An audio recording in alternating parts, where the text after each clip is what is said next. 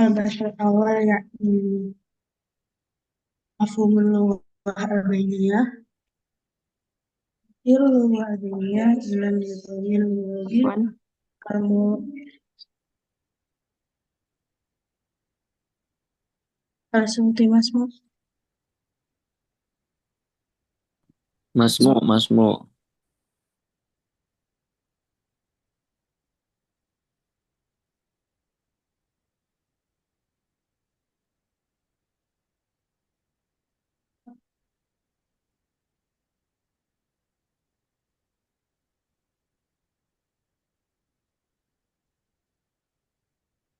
slide selanjutnya Ustaz.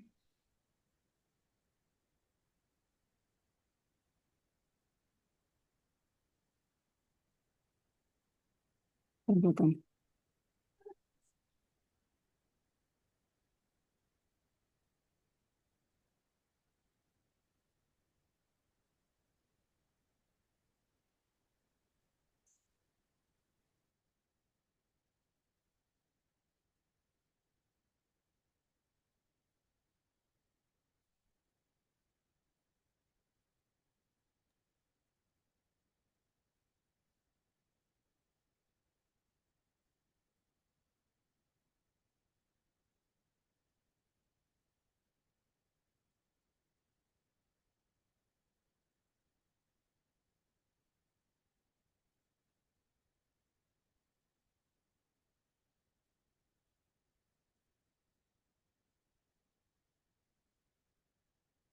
Sebentar ya, ini trouble line ini.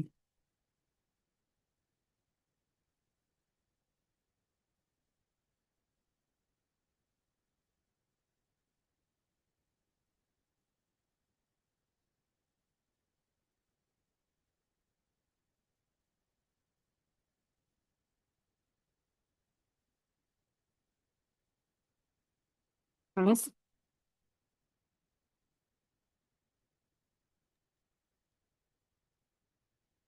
Na'am al-Bashar awal yakni mafhumul lughah al-bainiyah yushiru al-lughah al-bainiyah ila nizamil lughawi al-muwaqqati alladhi baini al-muta'allim asna'a ta'allumi lughah as-saniyah. Jadi interlanguage eh, interlanguage itu sistem bahasa sementara yang dibangun oleh pembelajar. Jadi ketika seseorang belajar bahasa kedua, mereka tidak langsung bisa berbicara seperti penutur asli. Ada fase tengah. Inilah yang disebut interlanguage. Hmm, nah, menurut Selinker, ada tiga hal penting dari interlanguage ini. Yang pertama, sistem ini berbeda dari bahasa ibu. Yang berbeda dari bahasa yang sedang dipelajari atau bahasa kedua. Dan secara bertahap bergerak mendekati bahasa target. Yang menarik, sistem ini terbentuk dari interaksi antara bahasa pertama, input bahasa asing, dan proses berpikir si pembelajar bahasa itu sendiri.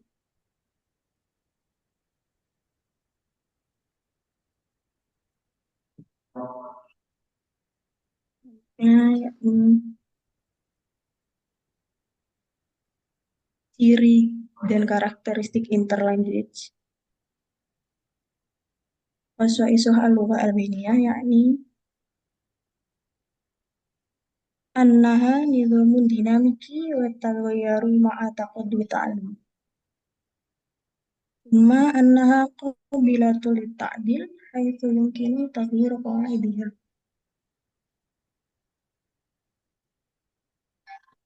Summa annaha nizamiyah li'anna al-akhta tadharu wafqa al-matin muhaddadah. Ciri dan karakteristik interlanguage ini ada tiga karakter utama. Pertama itu dinamis. Sistem ini terus berubah seiring bertambahnya pengalaman belajar. Lalu yang kedua, permeable. Artinya aturan di dalamnya bisa direvisi atau tidak kaku. Dan yang ketiga itu sistematis.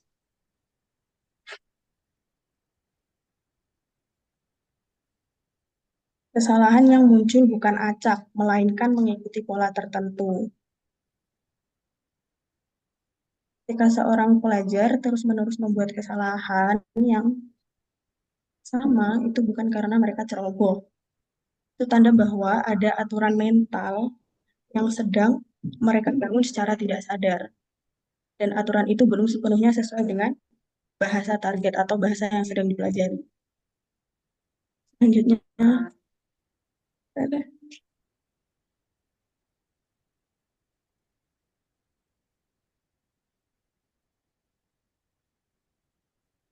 yakni selanjutnya proses pembentukan interlanguage.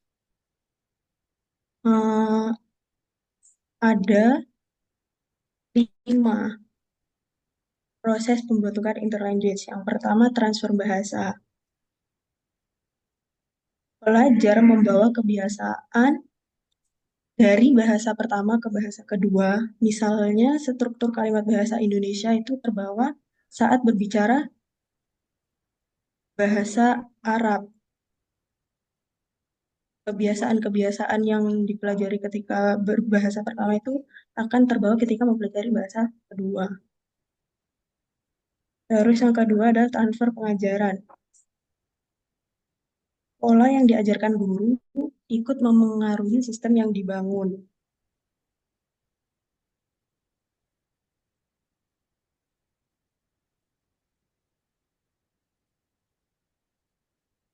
Yang yang kedua over generalisasi. Pelajar menerapkan satu aturan terlalu luas, misalnya menambahkan it pada semua kata kerja lampau termasuk termasuk yang tidak beraturan. Yang ketiga adalah strategi belajar. Bahasa kedua, cara pelajar memproses dan menyimpan kosakata atau aturan baru.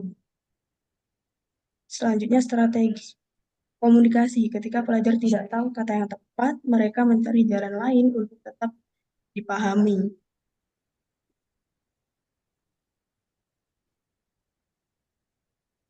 Kelima proses ini menjelaskan mengapa pelajar dari latar belakang yang sama sering membuat kesalahan yang serupa. Interlanguage adalah hasil strategi belajar, bukan kebetulan. Next, Ustazah.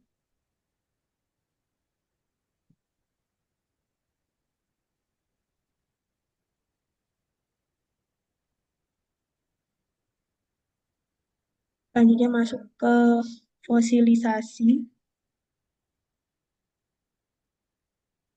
Fosilisasi terjadi ketika kesalahan dalam sistem bahasa seorang pelajar menjadi menetap dan stabil. Sulit diperbaiki meskipun pelajar terus mendapatkan masukan bahasa baru.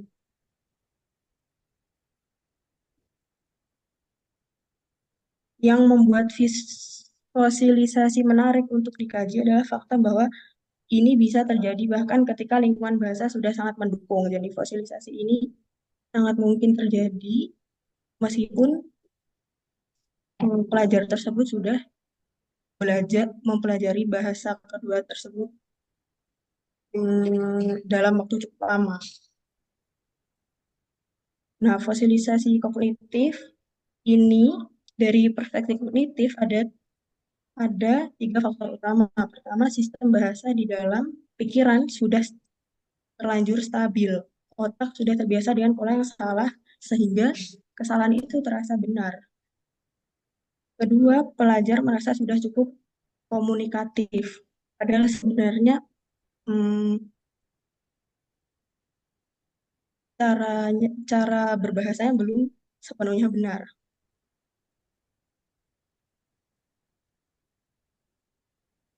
Nah, yang ketiga, perhatian terhadap bentuk bahasa semakin berkurang seiring waktu karena sudah terbiasa dalam pola tersebut.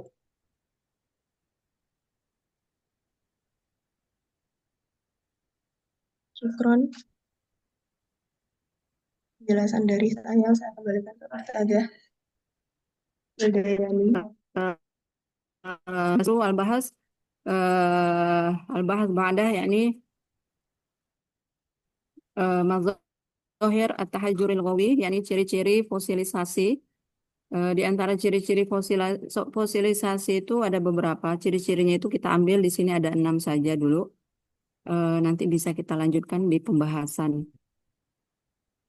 Ciri-ciri fosilisasi kesalahan, yang pertama kesalahan berulang dalam jangka panjang. Itu ditandai oleh kesalahan yang terus-menerus muncul oleh pembelajar, dan itu sudah menjadi kebiasaan seperti itu.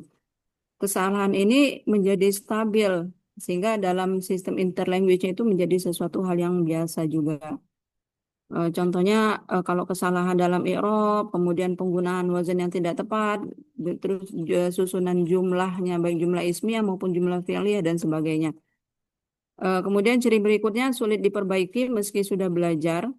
Banyak sekali faktor-faktor yang mempengaruhi kenapa sulit diperbaiki walaupun sudah belajar itu diantaranya itu baik dari sisi gurunya maupun motivasi belajar anaknya ataupun lingkungan belajar di mana anak itu belajar. Sehingga pola ini menjadi sesuatu yang general, sesuatu yang biasa dan itu berlangsung dalam jangka waktu yang lama. Hal itu juga dipengaruhi salah satunya oleh karena kurangnya latihan, kemudian kurang adanya kontrol dan kurang adanya umpan balik, kurang adanya feedback. Selanjutnya, ciri berikutnya adalah interferensi bahasa pertama, di mana bahasa pertama itu memberi pengaruh pada sistem eh, bahasa kedua, seperti itu. Pembelajar di sini lebih memaksakan pola bahasa pertama masuk ke pola bahasa kedua. Eh, Banyak sekali motivasi yang mendorong intervensi bahasa pertama. Salah satunya eh, strategi komunikasi yang kurang baik di antara di pada yang ada pada pelajar. Kemudian motivasi belajar menurun ketika pembelajar atau siswa sudah merasa cukup bisa untuk berkomunikasi, maka motivasinya untuk memperbaikinya pun menjadi menurun. Apalagi kalau lingkungan bahasanya itu cukup kecil seperti itu. Berikutnya, ciri berikutnya tidak ada umpan balik yang efektif, seperti disinggung tadi, dari guru ataupun dari teman sebaya ataupun dari lingkungan tidak memberikan umpan balik yang efektif untuk mengurangi adanya fosilisasi. Kemudian yang terakhir itu kesalahan yang dianggap benar. Ya, kesalahan dianggap benar mungkin salah satunya karena ada lingkungan yang kecil, kemudian sehingga bahasa yang digunakan itu cenderung dianggap benar oleh komunitas yang kecil tersebut. Berikutnya, penyebab fosilisasi itu ada faktor internal, juga faktor eksternal. Di antara faktor internal ada transfer bahasa pertama yang lebih kuat daripada bahasa kedua. Kemudian ya sudah disinggung juga tadi itu motivasi dari pembelajar sendiri itu rendah. Kemudian adanya kurang kesadaran terhadap metalinguistik dan kesadaran terhadap kepentingan dari berbahasa itu sendiri. Dilanjutkan, faktor internal lainnya adalah strategi belajar yang pasif. Artinya, pembelajaran ketika dilakukan di kelas ataupun di luar kelas itu dirasa kurang aktif seperti itu. Adapun faktor eksternalnya, metode pengajaran yang cenderung tradisional. Tradisional ini dalam arti tidak menggunakan metode-metode yang lebih daripada apa yang sudah dijalankan sebagaimana biasanya. Seperti tidak ada inovasi dari guru, tidak ada inovasi baik dari sisi metodologi maupun penggunaan teknologi dan sebagainya. Kemudian faktor eksternal lain itu fokus hafalan. Hafalan di sini lebih ke hafalan kosakata, kemudian tapi tidak digunakan dalam kehidupan sehari-hari. Kemudian hafalan qawaidul lughahnya juga, hafalan kaidah-kaidah struktur-struktur berbahasa, kemudian tapi tidak dipraktekkan. Nah, di situ akhirnya menjadi minim praktek komunikasi. Karena minim praktek komunikasi, kemudian juga kurang korektif feedback, nggak ada koreksi dari orang-orang sekitar ataupun lingkungannya. Kemudian evaluasi dari sisi evaluasi, evaluasinya tidak menekankan pada keterampilan berbahasa, tetapi lebih banyak kepada tes tertulisnya saja untuk mengukur kemampuan siswa. Eh, Contoh fosilisasi ini dalam bahasa Arab, kesalahan makhorijul huruf yang berulang. Kemudian juga ada struktur jumlah ismiyah, fi'liyah yang tidak tepat. Juga sebagian penggunaan ismul isyarah yang tidak tepat juga pada tempatnya. Kemudian kesalahan i'rab yang terus muncul. Dan yang selanjutnya, contoh berikutnya, penggunaan penggunaan pola fi'il yang tidak sesuai. Fi'il dan fa'il dan yang tidak sesuai. Dari sini ada berdampak fosilisasi, dampak dari fosilisasi itu yang pertama tentunya dampak pada kompetensi komunikatif. Artinya ketika berkomunikasi mungkin yang akan memahami itu hanya lingkungan di mana si siswa itu belajar. Jadi sesama anak itu yang sesama lingkungannya yang hanya paham. Ketika dibawa keluar mungkin tidak bisa seperti itu. Kemudian kemampuan berbicara dan menulis juga menjadi berkurang karena menulis nanti akan menghasilkan sebuah produk dari kompetensi berbahasa itu. Terus kemudian pemahaman bahasa target, pemahaman secara bahasa target mungkin secara pemahaman bahasa secara membaca, dalam bahasa target, kemudian memahami bahasa target yang sebenarnya. Kemudian juga berimplikasi pada sosial dan juga secara akademis. Maka dari sini strategi mencegah fosilisasi. Dari sisi strategi pedagogis dapat dilakukan melalui pendekatan pengajaran yang efektif. Yang efektif ini artinya tidak menggunakan satu metode saja, artinya tidak kalau yang bersifat tradisional tidak tradisional saja mungkin bisa dikembangkan yang lebih inovatif. Kemudian ada teknik corrective feedback. Jadi guru harus memiliki teknik bagaimana untuk eh, mengoreksi kesalahan-kesalahan yang terjadi ketika ditemukan pada saat itu. Kemudian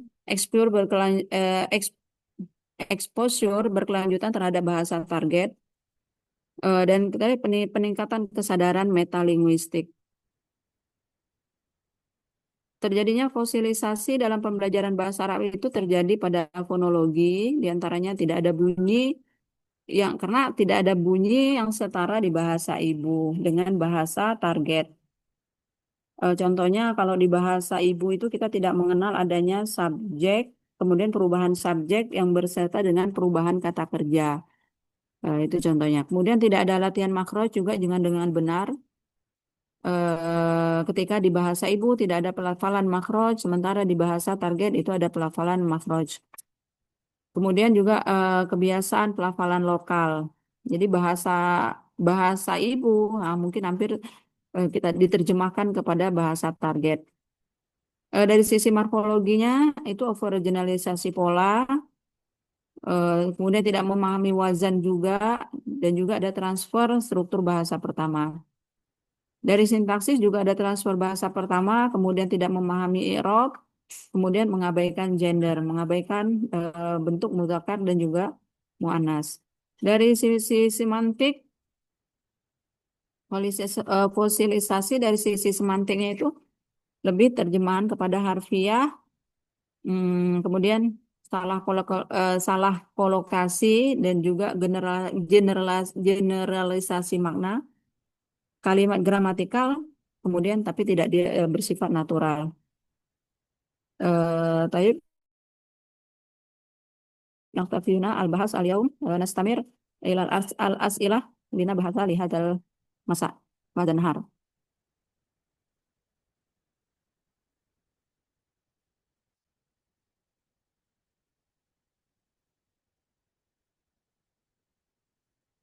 Untuk pertanyaan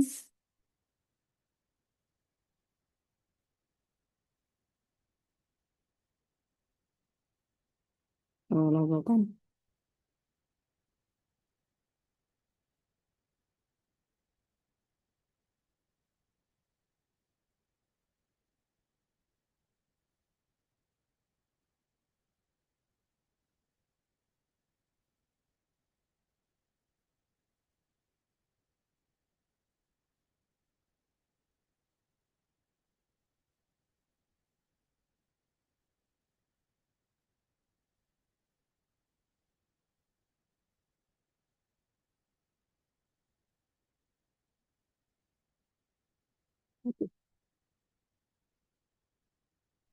Kalau Ustazah Bilqis bisa dibuka pertanyaannya, Ustazah.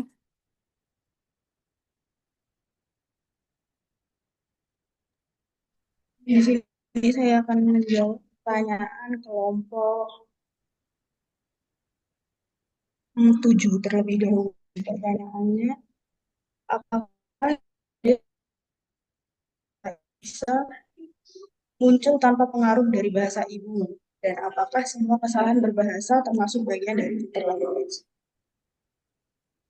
Jawaban, apakah interlanguage selalu dibangun bahasa ibu? Itu tidak selalu. Bahasa ibu memang sering memengaruhi, tetapi juga bisa muncul tanpa pengaruh bahasa ibu. Kesalahan bisa terjadi karena pembelajar menebak aturan bahasa atau menyederhanakan bentuk atau menggunakan aturan secara berlebihan, overgeneralization, terlanjur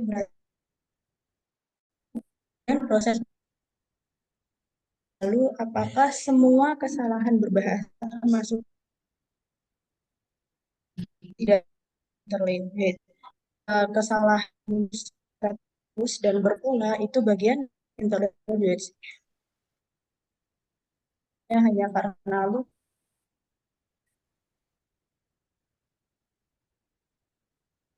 interlanguage ini sistem bahasa sementara.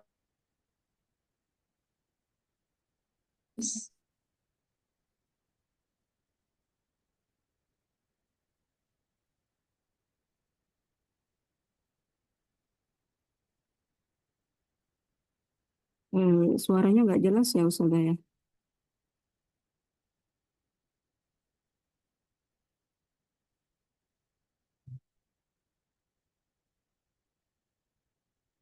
Ustadzah Mildayani, Nah, Ustaz, lam nasma.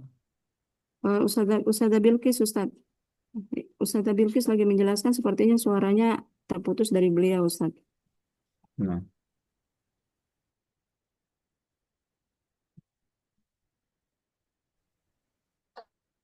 hal yumkinuna an nangzur al-as'ilah fi syashah likai Jadi, yasulu lana. Eh,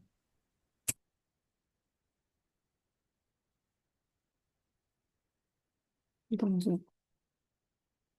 Hmm.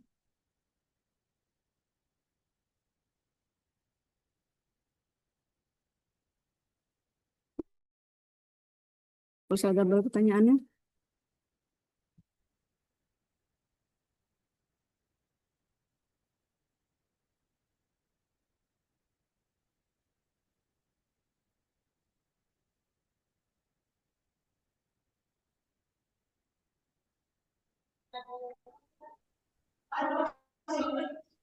jadi lihat dari jawaban dari pertanyaannya.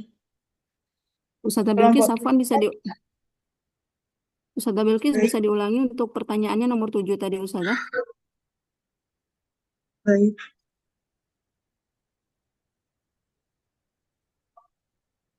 Pertanyaan pertanyaan tadi, apakah interlanguage selalu dipenuhi bahasa ibu? Jawabannya tidak selalu, karena bahasa ibu memang sering mempengaruhi terjadinya interlanguage. Tapi interlanguage juga bisa muncul tanpa pengaruh bahasa ibu. Kesalahannya biasanya seperti menebak aturan, menyederhanakan bentuk bahasa, atau menggunakan aturan secara berlebihan, atau overgeneralization yang telah dibahas tadi. Jadi interlanguage berasal dari gabungan pengaruh bahasa ibu dan proses belajar itu sendiri.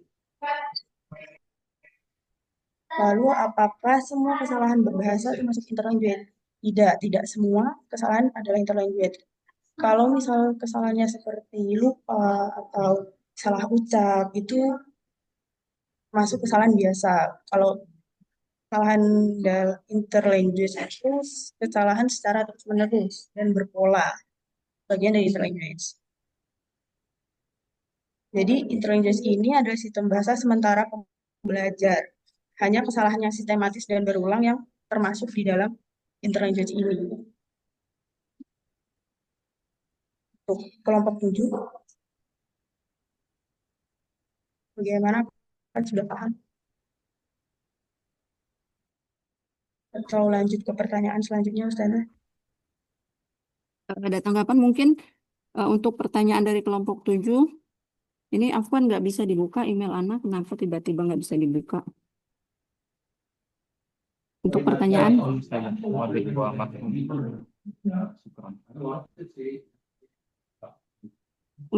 mungkin ada yang bisa buka nih ya.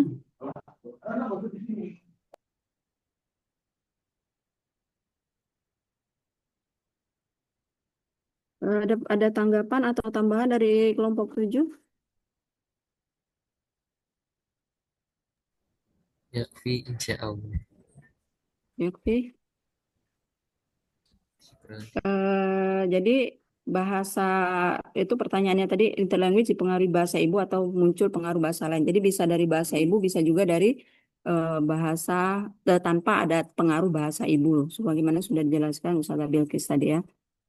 Selanjutnya pertanyaannya,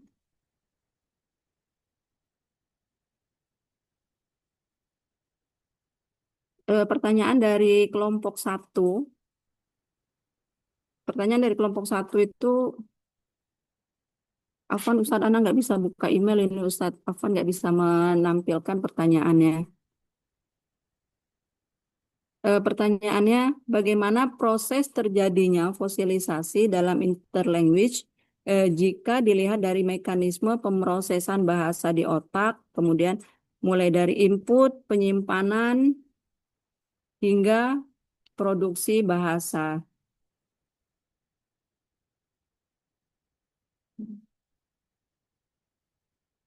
Oke, bisa dibuka Ustazah Bilqis. Jadi yang kita tahu fosilisasi interlanguage itu fosilisasi itu berhasil dari proses pemerolehan bahasa yang dimulai dari input, kemudian diproses di bagian otak yang kita sebut wernik ya, kemudian disimpan, akhirnya kemudian diproduksi, kemudian eh, diproduksi jadi bahasa.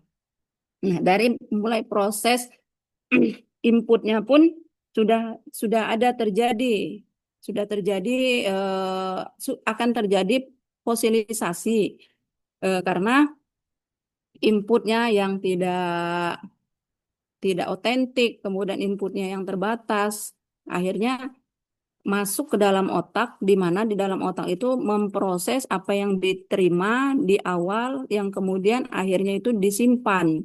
Dalam proses kemudian disimpan, kemudian diproses, kemudian disimpan, di mana di situ tidak ada feedback, di mana di situ tidak ada kontrol dan sebagainya, maka akan menjadi produksi bahasa sebagaimana yang diterima dari inputnya tadi. Maka itu akan terjadi itu penyebab menjadi fosilisasi yang dimulai dari mulai inputnya.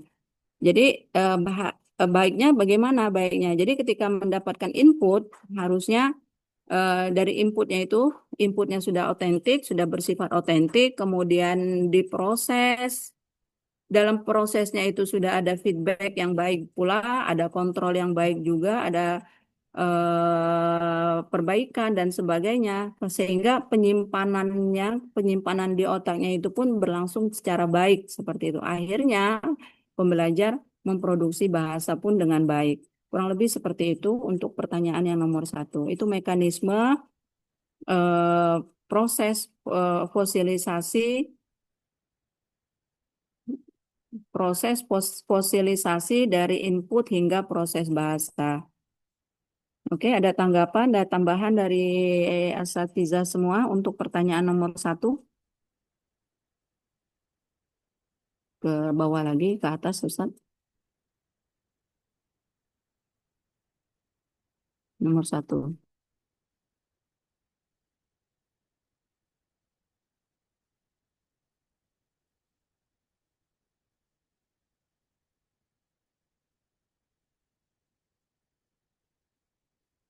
Oke, kelompok 1. Ada tanggapan, ada tambahan? Ustazah, Nah, yang sudah jelaskan, jadi mulai dari input yang salah, apakah bisa fosilisasi itu dari produksi bahasa ketika inputnya sudah benar, apakah yang memproduksi bahasa atau siswa dalam memproduksi bahasa itu bisa salah? berarti gini, Oke, udah. Produksi itu pasti harus bisa memproduksi, pasti ada inputnya kan, kurang lebih ya gitu ya.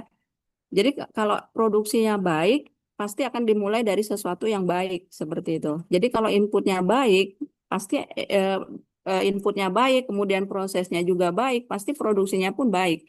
Kenapa produksinya buruk? Kenapa produksinya tidak baik? Ya, mungkin karena salah satunya dari mulai inputnya, kemudian dari prosesnya tadi, kemudian dari proses penyimpanan, kemudian ya itu prosesnya itu yang kurang baik sehingga produksinya pun kurang baik. Kurang lebih seperti itu. Nggih, syukron, syukron Ustazah. Nah, ada yang lain, Ustadz, Asatidzah? Kalau tidak, kita lanjutkan mengingat waktu. Lanjut ke kelompok 4, ya. Dari faktor internal dan eksternal yang disebutkan, menurut Anda mana yang paling dominan menyebabkan fosilisasi dalam pembelajaran bahasa Arab? Kalau tadi disebutkan faktor internal itu diantaranya ada transfer bahasa pertama, kemudian motivasi dan sebagainya. Sementara faktor yang kedua, eksternalnya itu lebih kepada lingkungan bahasa. Kalau dominan atau tidak dominan itu semuanya berpengaruh, tapi kalau yang lebih dominan, kalau menurut pemahaman kami dan menurut juga dari teorinya Larry Salinker tadi gitu ya, eh, eh, faktor bahasa itu tercipta lebih kepada lingkungan. Jadi artinya faktor eksternal itu lebih besar menentukan terjadinya fosilisasi tersebut. Seperti itu. Karena kalau eksternalnya belum terbentuk dengan baik, internalnya biasanya ngikut. Contohnya gini, kalau lingkungan bahasa yang sudah baik, biasanya anak-anak akan termotivasi. Yang tadi kurang motivasi, di mana itu faktor internalnya, kemudian melihat lingkungan bahasanya yang baik, dia pasti akan terdorong untuk mengikuti lingkungan yang sebagaimana dia ada di situ, seperti itu. Otomatis dengan motivasi yang tinggi, dia akan merubah, dia akan memahami konteks bahasa, pemahaman bahasa, dan kepentingan dari bahasa itu sendiri. Itu kalau yang lebih dominan, seperti itu. Itu untuk dari kelompok 4 pertanyaannya. Eh, ada tambahan dari Ustazah Bilqis atau dari asatizah semuanya? Silakan.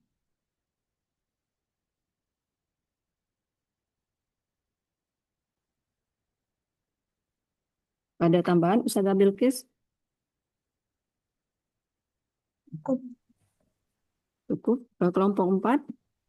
Cukup, Ustazah. Nah, syukran. Selanjutnya,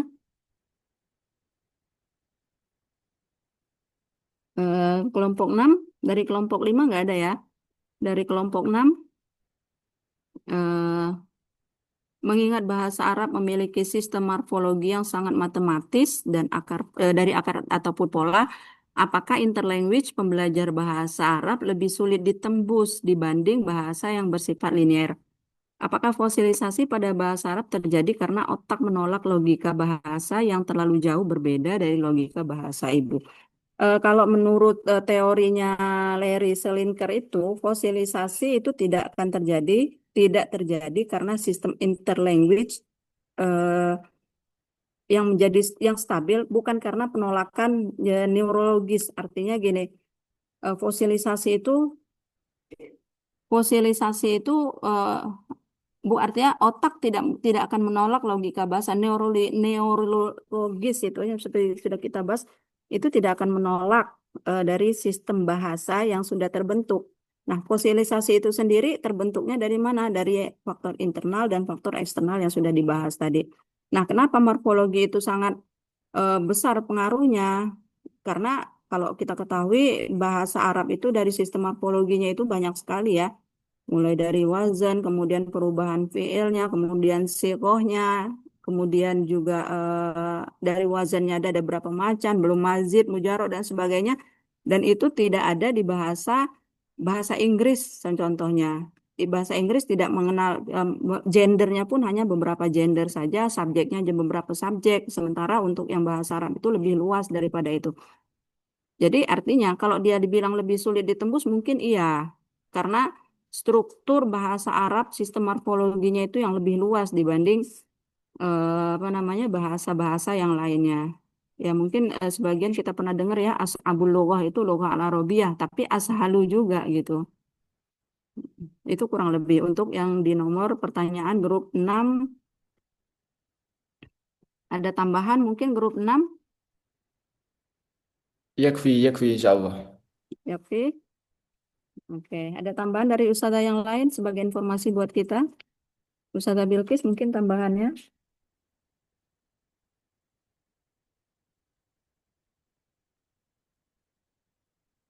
cukup.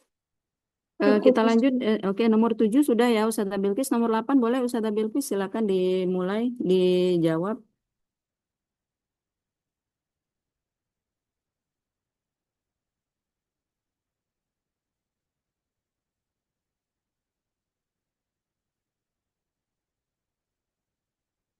Saya menjawab nomor 9. Bagaimana overgeneralisasi pola atau wazan dapat menyebabkan kesalahan morfologi yang menetap. Dan tolong jelaskan faktor eksternal dari sisi metode pengajaran yang dapat memicu terjadi fosilisasi.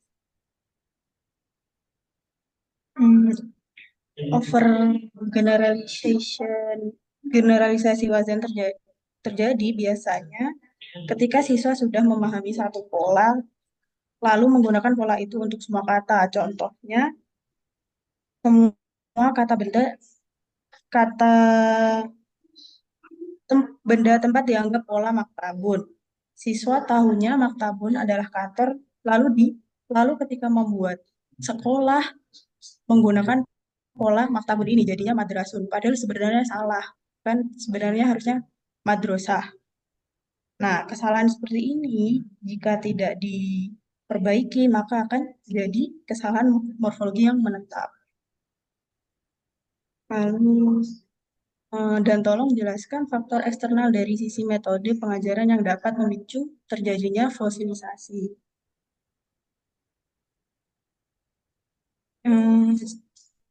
Yang pertama ada terlalu fokus pada hafalan tata bahasa.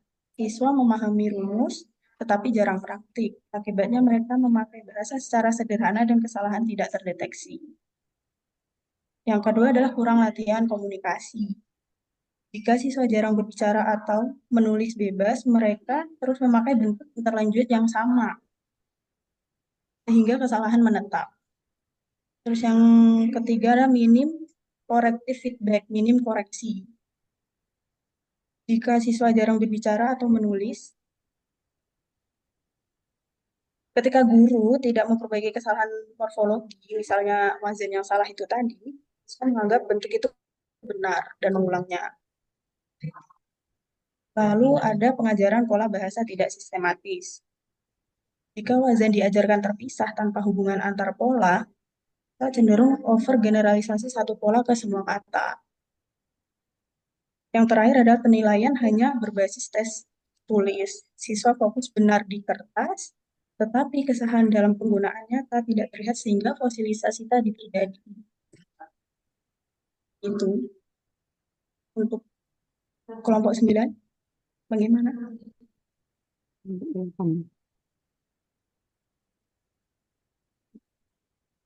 Ada tambahan, Ustazah?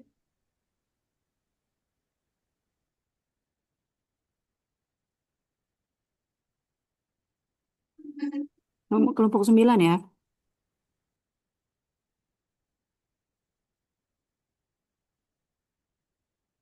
Ustazah Bilqis tadi Iya, jawab Ustazah, kelompok iya, 9 ya. jawab kelompok 9. Ya. Oke. Untuk kelompok 9 tambahan sedikit ya. Faktor eksternal dari sisi metode pengajaran yang dapat memicu terjadi jelaskan faktor eksternal tadi sudah dijelaskan berarti ya. Oke, cukup.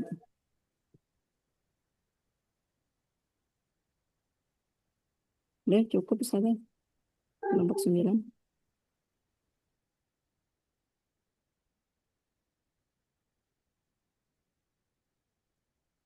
Ada tanggapan dari kelompok 9 atau tambahan dari para asatizah?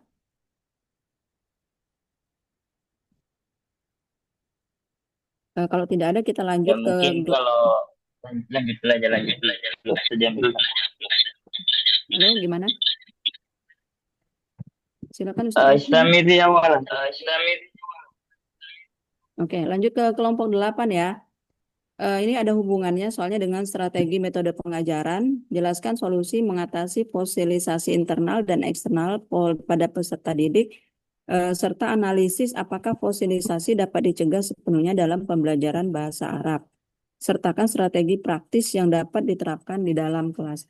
Mengatasi fosilisasi internal mungkin kita bisa mulai dari eksternal ya. Dari eksternal itu artinya kita membentuk lingkungan pembelajaran yang dimana faktor-faktor eksternal yang sudah disebutkan seperti metode pengajaran yang tradisional, kemudian lebih fokus ke hafalan. Mungkin di situ kita merubah sedikit, mulai bergerak untuk menciptakan lingkungan bahasa dengan metode pengajaran yang interaktif, yang di situ langsung ada koreksi, kemudian langsung merubah cara evaluasi tes yang tadi hanya tertulis, kemudian bisa kita merubah dengan pola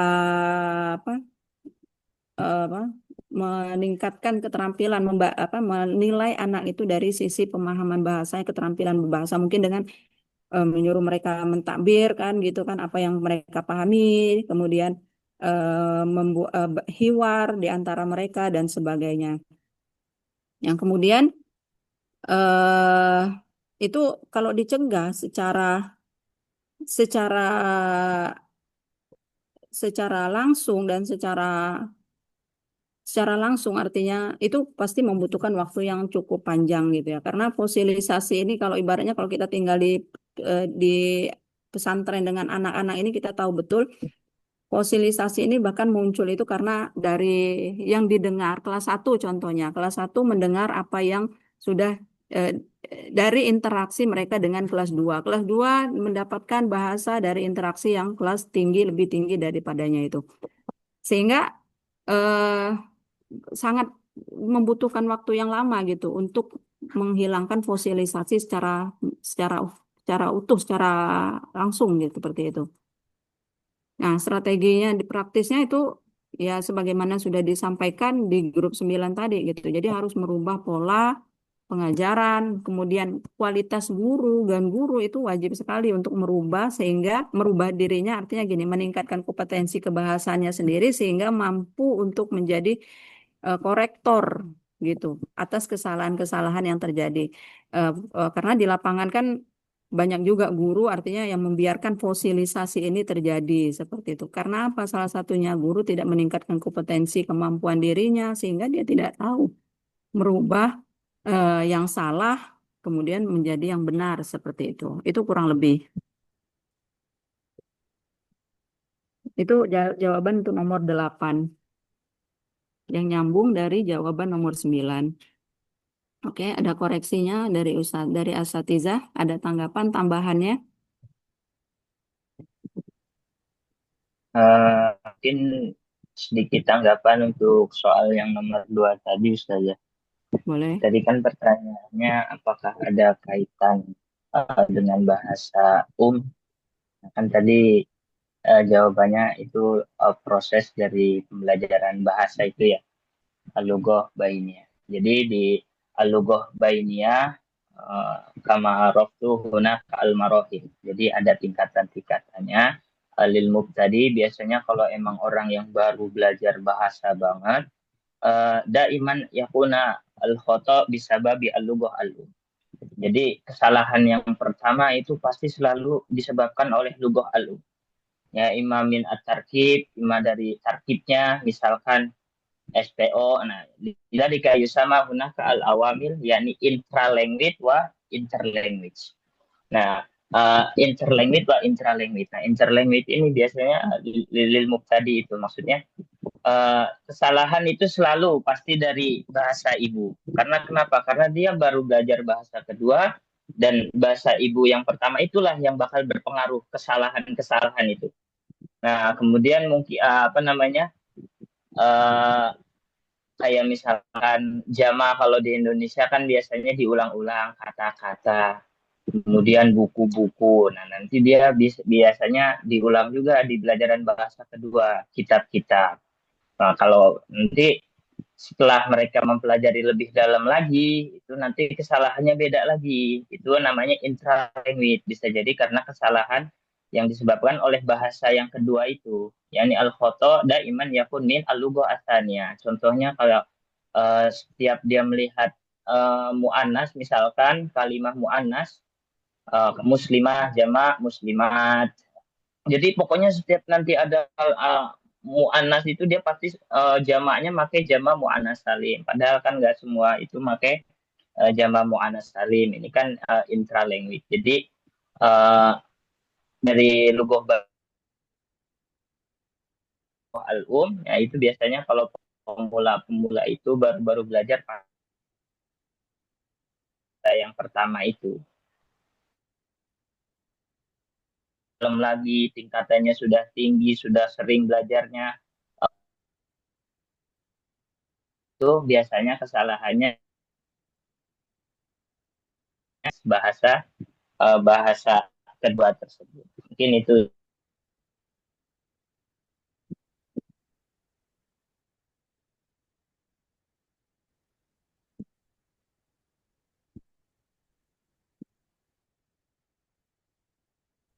Mas Mu?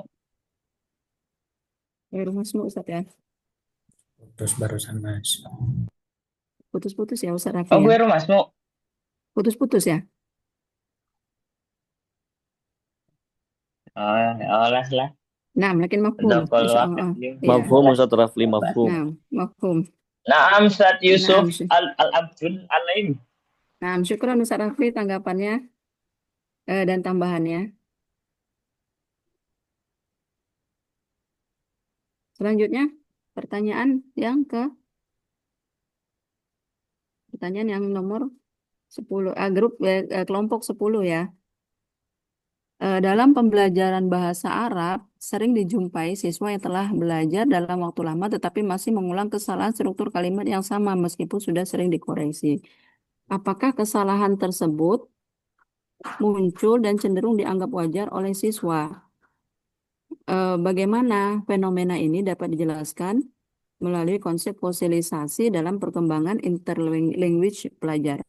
Ya sebagaimana ciri-ciri yang tadi ya, yang sudah dijelaskan, ciri-ciri dari fosilisasi itu karena siswa sudah merasa nyaman dan sudah merasa benar dengan apa yang sudah digunakan dari bahasa yang salah tersebut. Nah, kemudian eh, kalau wajar atau tidak wajar kesalahan ya tetap kesalahan gitu. Seharusnya memang harus, karena apalagi sudah belajar dalam waktu yang lama, kesalahan itu harus tidak terjadi lagi. Nah, fenomena seperti ini eh, terjadi mungkin dari psikologi anak seperti ya. Dia apa namanya memahami konsep bahasa, artinya bahasa yang digunakannya itu kebutuhannya untuk apa, kemudian ke depannya bagaimana, itu mungkin yang harus dipertegas ke pembelajar, ke anak-anak kita gitu. Artinya gini, ketika mereka sudah belajar, sudah paham, kemudian masih juga salah-salah, berarti harus dirubah karena ke depannya ketika mereka menghadapi dunia nyata gitu kan di luar sekolahnya menemukan komunikasi yang serupa itu tidak akan dibenarkan dan tidak akan dipahami seperti itu. Itu kurang lebih dari Ana. Silakan ada tanggapannya, ada tambahannya dari kelompok 10 atau dari Asatizah.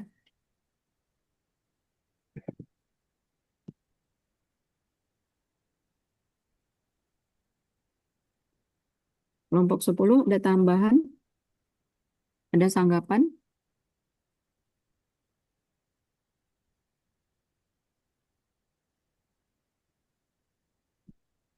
Jadi untuk ini juga mungkin apa namanya, kan dia udah dikasih tahu ngulang lagi, kasih tahu ngulang lagi, kasih tahu ngulang lagi. Nah, maksudnya kan nanti daripada menular gitu, apalagi kalau lingkungannya di ma'had gitu kan, itu nanti bisa apa namanya berpengaruh ke yang lain. Nah, itu bisa ada tindakannya. Ada tasdiknya juga Jadi gitu kalau kan. kenapa dia cuma terus ngulang-ulang, ya ilah orang walaupun salah, tapi dia mulutnya itu sudah nyaman dengan itu, ngomongnya udah nyaman. Maksudnya kalau udah nyaman kan sulit mau dikasih tahu berapapun bakalan ngulang lagi, kecuali kalau seandainya dia udah dikasih tahu berkali-kali tapi masih mengulang lagi, kasihlah tindakannya. Nah, di situ misalkan ada hukuman atau lain sebagainya. Kalau ada hukuman itu kan dia pasti mikir lagi kalau mau ngomong, walaupun enak ngomongnya mudah, nah tapi kan dia pasti mikir-mikir lagi. Nah, itu salah satu untuk apa namanya biar nggak terulang-ulang Mengulangi. itu loh, salah mengurangi. Bahkan eh, takut dia buat ngulangin kesalahan itu lagi, mungkin bisa seperti itu. Tasjidnya harus kuat ya. Ya, seperti Syukron Ustaz. Ada yang lain ya Ustazah? Ada nomor berapa lagi yang belum dijawab? Nomor 2, Ustaz. Nomor 2 apa tuh pertanyaannya? Nomor 2 baru masuk ya? Ya.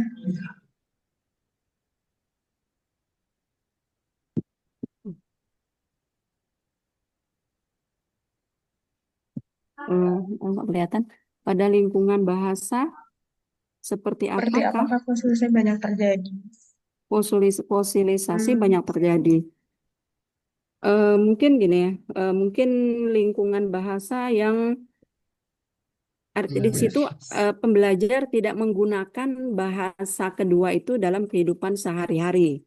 Seperti itu. Jadi artinya mungkin gini, di kelas digunakan oleh mudarisnya itu pakai bahasa Arab. Kemudian itu ada pada anak, mereka paham sebagai input, kemudian sehingga mereka paham secara makna tapi tidak paham secara struktur, dan kemudian tidak digunakan dalam kehidupan mereka sehari-hari.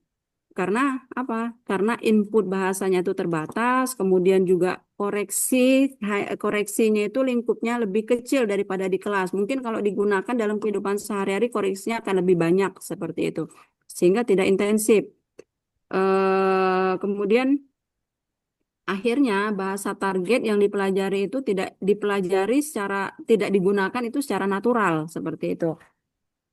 Kemudian juga strategi komunikasi seperti itu ya. Strategi komunikasinya itu yang gini-gini. Anak itu ngomong atau belajar bahasa itu hanya yang penting bisa aja gitu, yang penting berbicara seperti itu. Kalau kita di Ma'had itu kan koreksinya cukup banyak, walaupun banyak sekali terjadi fosilisasi ya. Dari kelas kemudian ke lingkungan asrama, dari asrama kemudian koreksinya juga di lingkungan kelas.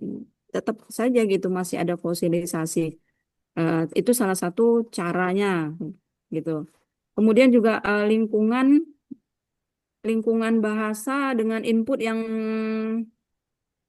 tidak gimana ya, inputnya itu yang kurang bagus, kurang otentik tadi, banyak sekali inputnya yang kurang otentik tadi, salah satunya misalnya gini, dari sisi mudarisahnya sendiri seperti itu ya, mudarisahnya mungkin kalau mudarisahnya tidak kompeten, nah gitu kan salah satu input yang tidak bagus juga, tidak otentik juga. Maka mungkin dibantu sekiranya gurunya tidak kompeten, terlalu kompeten, mungkin bisa dibantu dengan mendengar istimak dari berbagai media, kurang lebih seperti itu. Sehingga anak itu bisa membandingkan ini natik dan ini goiru natik seperti itu.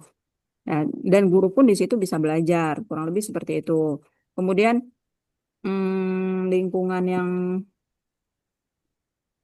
yang motivasinya mungkin kurang ya, motivasi berbahasanya kurang mungkin sama seperti yang Ustaz Rafi sampaikan tadi, di situ lingkungannya itu tidak ada tasjiknya, kemudian tidak ada reward, tidak ada punishmentnya, kurang lebih seperti itu. Jadi mungkin ketika ada punishment dan juga reward, di situ ada ke apa namanya, keinginan untuk berbahasa itu sendiri ada gitu. Itu kurang lebih dari jawaban dari Anan. Silakan ada tambahan atau dilanjutkan. sedikit tambahan mungkin Ustazah. Apa Hmm. namanya lingkungan bahasa yang dimana di situ tadi kan sudah dijelaskan punishment dan rewardnya. Maksudnya yang enggak ada di situ itu kayak langsung islahul mubashir gitu. Jadi nggak langsung diperbaiki kesalahan itu. Jadi intinya yang penting santri itu berbahasa dan di situ mungkin wazifah musrif lugohnya yang kurang atau gimana. Jadi itulah yang nanti bakalan sering terjadi fossilisation. Kemudian juga kalau lingkungan bahasa sudah bagus, itu masih juga ada fossilisation biasanya itu dari segi apa namanya fonologinya, kemudian dari segi apa leksikal kan dalam memilih kata. Nah, jadi kan itu penting banget sebetulnya kita sebagai guru bahasa Arab, apalagi yang di pondok sebagai musyrif lugah itu, ya untuk senantiasa keliling, kadang-kadang harus kita pilihkan apa namanya daur-daur memastikan bahasa santri. Kalau leksikalnya, pilihan katanya ada yang kurang tepat, bisa kita kasih tahu. Kemudian apa namanya, kalau fonologinya ada yang salah, kita kasih tahu. Karena yang sering itu fonologi, karena hampir-hampir mirip, jadi seakan-akan artinya sama padahal beda. Kayak alama dengan alif kan artinya menyakiti, kemudian kalau dengan ain artinya mengajarkan, itu kan sangat jauh sekali. Jadi apa namanya ya harus, kalau musyrif lugah itu sering-sering daur atau memastikan bahasa santri itu betul. Itu sih saja mungkin. Nah, Jadi syukran kalau Ustaz. cuma bahasa cuma li ajli doang, ya fossilisasinya itu tadi bakalan mengakar, Merajalela. merajalela. Sahih saja. Oke, nah, syukran Ustaz. Yang lain silakan Asatizah. Insya Allah masih ada waktu. Mungkin sekedar tambahan, Ustaz. Nah, Ya, memang masalah fosilisasi bahasa itu kerap sekali terjadi pada siswa-siswi yang masih berkembang. Kadang mereka tahu salah, tapi tetap aja dengan kenyamanan mereka menggunakan diksi bahasa mereka. Seperti kalau di MC kan kadang saya sering tuh mendengar Yaskurillallah, kemudian kadang juga menggunakan kata membahas itu dengan bahasaan seharusnya membahas safi ya. Jadi itu kata-kata itu saya sering dengar, dan mereka itu mungkin karena cenderung strukturnya itu identik sama dengan bahasa pertama, akhirnya dia nyaman dengan menggunakan struktur bahasa kedua. Nah, masalahnya di sini ya, dengan sekian banyaknya siswa, dengan sekian banyaknya input yang mereka peroleh, dengan keterbatasan, itu sebenarnya ya memang harus banyak latihan. Terlalu banyak kita menegur bisa berimplikasi pada perkembangan bahasa mereka sendiri. Artinya terlalu tinggi kita mengoreksi juga pengaruh juga terhadap kreativitas mereka berbahasa. Tapi di sisi lain kita harus juga mengoreksi. Jadi posisi kita mungkin sebagai scaffolding, tidak hanya menegur secara langsung, tapi memberikan arahan. Oh, ternyata yang mereka ucapkan apa yang salah misalnya. Nah, mungkin dari solusi-solusi yang praktis dengan adanya digital internet dan sebagainya. Kalau hafalan Al-Qur'an itu ya kan ada platform koreksi hafalan tahfidz itu ya. Jadi ketika dia baca, ditekanlah fitur tertentu, ketika dia salah maka langsung muncul notifikasi di platform itu. Mungkin ada platform yang langsung mengidentifikasi kesalahan berbahasa bahasa Arab tentunya. Ya mungkin dari dialek-dialek yang sederhana, sehingga fosilisasi itu tidak merebak, artinya kesalahan itu tidak menular kemana-mana. Mungkin dengan adanya kecanggihan sekarang ini, mungkin ada platform tertentu yang bisa menjadi teman, friends, bagi pembelajar bahasa kedua. Sehingga ketika dia berucap, dia itu meskipun salah, tapi dia pede, tapi dia setelah itu memperbaiki. Tapi kalau misalnya hanya mengandalkan faktor guru, dengan sekian banyak siswa, itu saya yakin itu tidak nututi, artinya siswanya banyak, waktunya terbatas, sehingga apa namanya fasilitasi itu semakin merebak. Jadi mungkin solusi yang di era sekarang memang harus ada aplikasi tertentu, harus ada platform tertentu, mungkin bisa di download di Play Store-nya masing-masing, yang mana platform itu sebagai friend-nya mereka untuk teman belajar berbahasa, sehingga ketika dia mau mengucapkan ini apakah betul apa salah secara susunannya, mungkin itulah yang menjadi tolak ukur. Mungkin itu diambilkan dari natif-natif yang dari asing atau dari Mesir atau dari Arab Saudi. Itu mungkin solusi, karena tidak semua guru itu bisa mengoreksi satu-satu, apalagi memberikan punishment satu-satu. Mungkin solusinya itu ke depan mungkin Ah, teman-teman bisa punya platform, bisa sebagai teman untuk bicara, sehingga ketika anak itu bicara meskipun salah ada correctionnya dan setelah itu memperbaikinya. Mungkin itu Ustaz. jadi Ustaz Ustaz Misbah. Misbah, mungkin itu cocok untuk yang sekolah-sekolah madrasah aliyah atau MTS gitu ya Ustaz Misbah, karena mereka masih bisa megang HP dan lain-lain. Sedangkan itu sangat bagus sekali itu kalau untuk SMA, MTS dan lain sebagainya yang mempelajari bahasa Arab dan mereka masih ada fasilitas HP dan lain sebagainya. Namun di pesantren-pesantren itu kan ini kalau platform itu bagus sekali. Mungkin kalau untuk MTS dan SMA itu.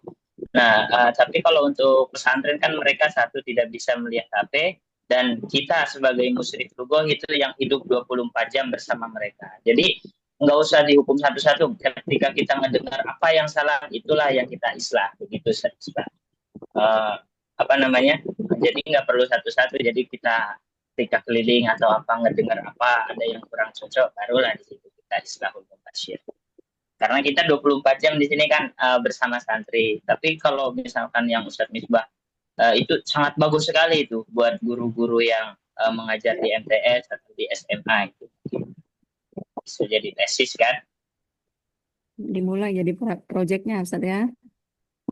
Bisa dibuat project itu. Iya, proyeknya Ustaz Misbah dimulai ya Ustaz. Oke, ada tambahan yang lainnya mungkin? Ustadz Yusuf, sih ada?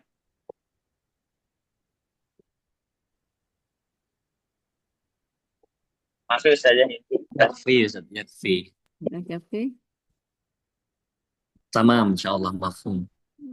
Insya Allah. Nah, syukron ketiran. Sudah Ustazah Bilqis ada tambahan lagi?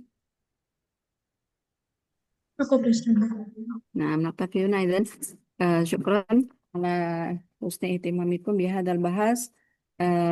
Seman nastamir ila al-bahas ila Ustaz Ibnu. Tafadhol mashkura.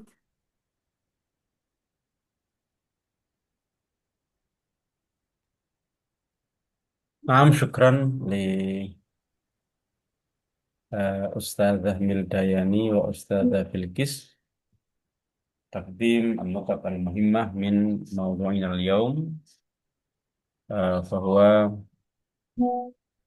الموضوع اللغة البينية. نعم ربما لا بأس نعم خلاص قبل أن أزيد قليلا ربما سأقرأ كشف الحضور من لم يحضر اليوم. فهل أخطأت هناك طالبتين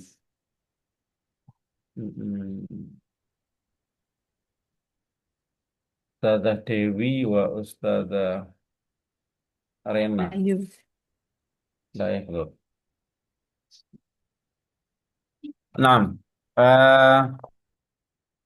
اللغة البينية وهي حينما نحن نتعلم اللغة الثانية أو لغة الهدف، ربما خلال هذه الدراسة هناك اللغة بين اللغة الأولى اللغة الأم واللغة الثانية، وهذه هي اللغة البينية بين اللغة الأولى واللغة الثانية. والتحجر هو حال في دماغنا في عقولنا حينما نحن نتعلم اللغة الثانية، ربما هناك الأخطاء التي قد تكون هذه الأخطاء متحجرة في دماغنا عندما نحن نسمع أو نستمع في شهر رمضان إلى القرية مثلا، هم الذين يقرؤون القرآن في المصلى أو في المساجد.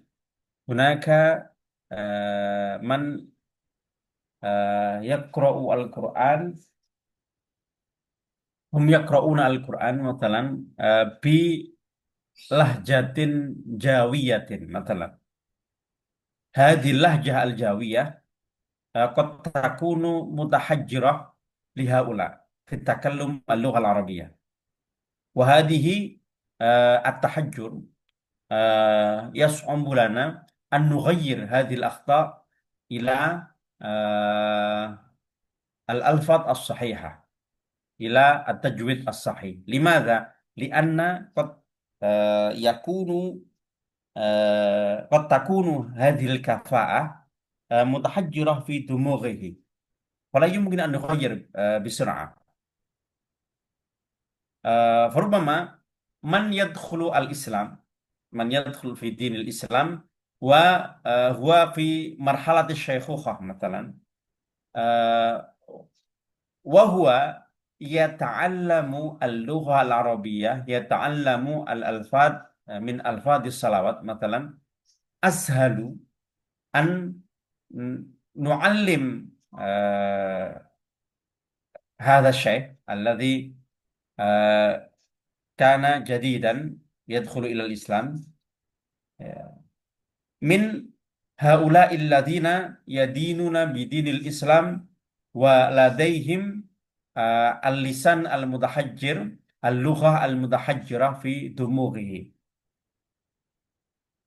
Jadi kalau kita melihat umpamanya ada orang yang membaca Al-Quran, an-ngamta alaihim misalnya,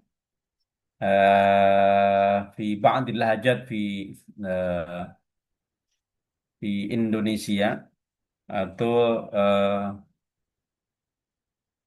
apa ya yang di Indonesia itu yang kadang agak sulit itu ain, an-ngamta sama mungkin fa, paklam annahu misalnya. Aku zai bagi orang Iya, harfuzai bagi orang Sunda ya, Ustaz ya. Sunda ya. zai. Iya, iya. Sunda ada fa Ja. Fa, tidak. fa. Zai dengan Sunda. ja. Kalau ada orang yang bilang bahwa orang Sunda nggak bisa bilang F, itu fitnah katanya. Nah, jadi ya memang kita punya bawaan lidah masing-masing. Wah, ini yang disebut mutahajir. Itu ahwal fi dumughina حينما نحن نعطي هناك اللغة البينية بين اللغة السنداوية مثلا واللغة العربية، بين اللغة الجاوية واللغة العربية. في اللغة الجاوية ليس هناك صوت عين مثلا، فهم يكلمون لفظ العين هذا بعين، الحمد لله رب العالمين مثلا. وإذا كانت هذه من هذه حينما نحن نتعلم هذه اللغة لغة بينية بين اللغة العربية واللغة الجاوية في تلفظ لفظ عين مثلا. هذه إذا قد يلفظون هؤلاء sukan Jawa masalan mundu eh, salasina sanah masalan. Dia sudah 30 tahun ngomong itu dengan ngalamin ketika dirubah sulit. Ini yang disebut at-tahajjud. Tapi kalau orang baru masuk Islam, meskipun sudah tua, diajari yang ngajari benar, itu ya lafadznya yang benar. Makanya kita harus berusaha untuk mengajarkan ketika kita berada pada posisi al-lughah al-bainiyah itu interlanguage itu labudda lana an nu'ti al-ma'lumat as-sahihah ladai haula'i at-talabah min nahiyati at-talaffuz min nahiyati al-kalimat as-sahihah apa استخدام الكلمة في السياق مثلا إذا قد تكون هذه الجمل متحجرة في دماغه مثلا فيصعب لنا أن نغير الأخطاء ما في دماغه في دماغ هؤلاء الطلبة. Jadi kenapa ini temanya disatukan baina interlanguage dan fosilisasi? Karena interlanguage itu merupakan proses yang bisa mengarahkan seseorang kepada fosilisasi kesalahan berbahasa. Di bulan Ramadan misalnya, coba kita mencoba merekam suara kita, apalagi kan di sini ustadz-ustadzah, merekam bacaan Al-Quran kita misalnya. Kalau yang biasa jadi imam taraweh misalnya jadi takatur sama Anas saja, nggak usah panjang-panjang. Kemudian coba ketika kita tashehkan kepada seseorang, kemudian di sana ada kesalahan-kesalahan, biasanya ngerubah itu sangat sulit. Kalau sudah jadi imam lagi, itu balik lagi. Kenapa? Qad takunu hadil alfat allati qad nahfazuha mathalan mundu salasina sanah mathalan mundu salasina sanah al-akhta qad takunu mutahajjirah fi dumughina bitalaffudhihi. Jadi harus hati-hati. Karena otak itu ketika sudah di broka kita itu sudah begitu, itu ya sudah mancep. Dan untuk merubahnya itu sulit. Jadi jangan sampai kita memberi pelafalan yang salah kepada anak-anak didik kita, yang mana nanti dia akan menirukan itu dan diubah sangat sulit. Karena secara psikologis otak sudah merekam dan rekaman itu sudah paten, apalagi sudah sangat lama. Dan untuk merubahnya bahkan sangat sulit. Umpamanya kita mengajarkan bapak-bapak yang sudah usia pensiunan belajar baca Al-Quran misalnya, itu untuk melafalkan kalimat yang benar itu sangat sulit. Kenapa? Karena sudah mutahajjir fi dumurihi wa fi lisanihi bi anna al-aswat al-muayyana qad lafazuhu tilka syuyukh fi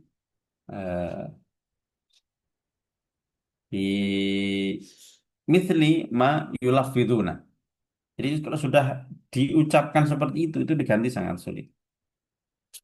Jadi hari ini kita mungkin akan sudah membahas itu. Terima kasih Ustazah Hamil Dayani dan Ustazah Bilqis. Jadi itu pentingnya untuk benar-benar berhati-hati ketika siswa-siswi kita melakukan kesalahan-kesalahan berbahasa, sebisa mungkin kita bisa memperbaikinya.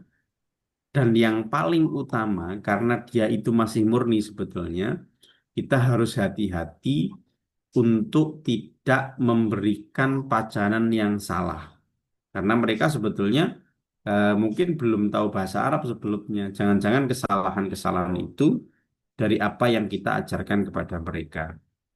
Jadi jangan sampai Kalau katanya beberapa orang itu dolun mudillun dalam al-akhta fi at-takallum, al-akhta fi ta'yin ma'ani al-kalimah fi siyaq مثلا لابد لنا أن نحفظ هذه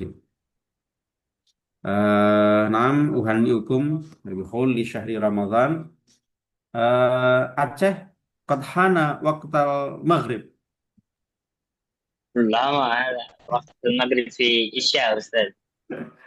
نعم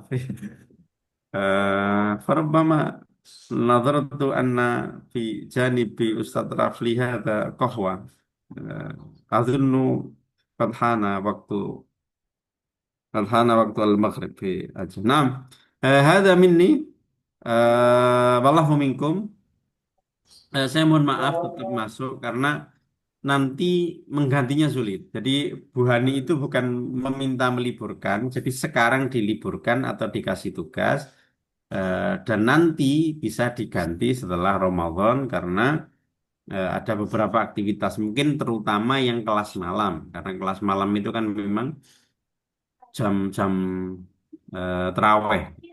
Kalau kita kan jam-jam masak mungkin Ya, setelah ini masih nutut lah. Jam 3 itu masih nutut untuk bikin kolak dan semacamnya. فربما نكتفي بهذا القدر والله منكم نستعفيكم حق الاستيفاء إن وجدتم مني الأخطاء نكتفي بقراءة دعاء لكفارة المجلس سبحانك اللهم Subhanakallahumma وبحمدك wa bihamdika asyhadu an la ilaha illa anta astaghfiruka wa atubu ilaik. والعفو منكم السلام عليكم ورحمة الله وبركاته